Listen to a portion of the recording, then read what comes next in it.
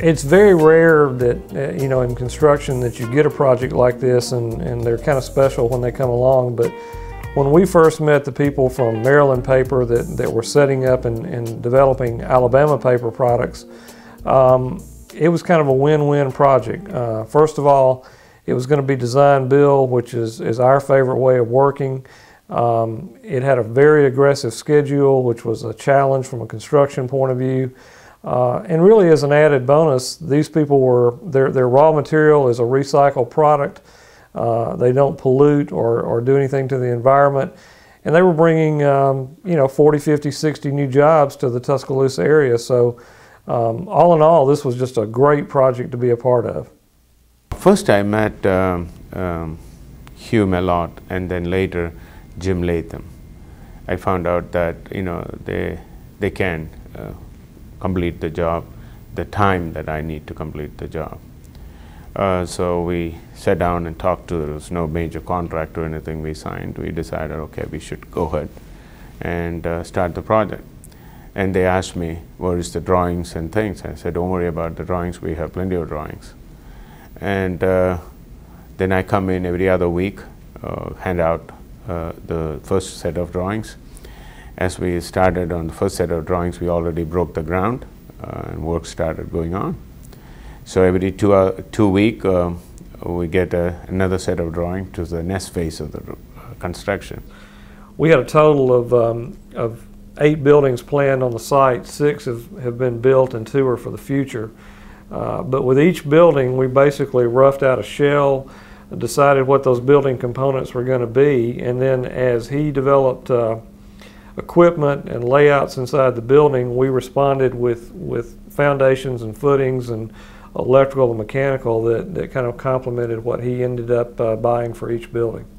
Building number 1 was an existing building that was basically built for distribution, and we adapted the 50,000 square foot building that was already on the site to their raw materials facility.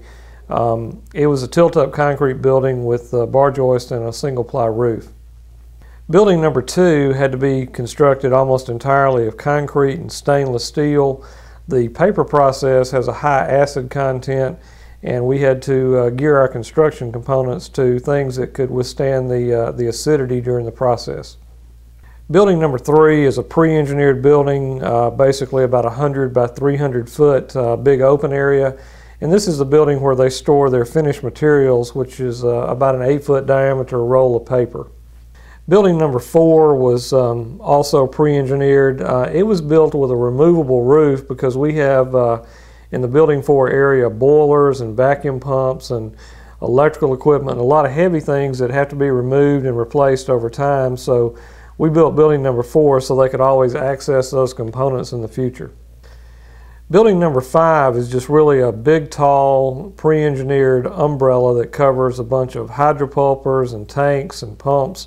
This is the area where they produce the raw material that gets pumped into the line, and we basically just had to create an area that was big enough to handle all this process and deal with additional tanks and layouts, different layouts in the future. Building number 6 is their office and support area. It includes, of course, offices for all the staff, break rooms, restrooms, big meeting area for the entire plant. And then on one end of the building also has way in and way out facilities for the truckers that are delivering raw material and leaving with the finished product. It was literally fast track. Some of the things were done on the back of a sheet of scratch paper. You know, when the owner, Mathew, came down here, he'd literally show us how to lay something out or get out there and lay it out with us and tell us how to interpret the drawing that we had on the equipment and get it in. Some of the equipment that's out there, because it's used, there weren't drawings for it, and but amazingly, everything is fit. How much did you have to redo? We've redone very little. I mean, it was very minor. The owner was real confident in what they were doing, and everything went real smooth. This project with Alabama Paper really turned out to be unique with respect to what we normally do. We had a true partnering with a design team, with the owner. We started this project out with 8 boxes on a piece of paper that eventually became developed buildings full of equipment. Being able to truly trust one another and work in a team type situation, we were able to do this building in less than a year, which is somewhat unique in their industry and certainly a feather in our cap. But really the bottom line is just when you get a bunch of people that are willing to work together, you can get a great result.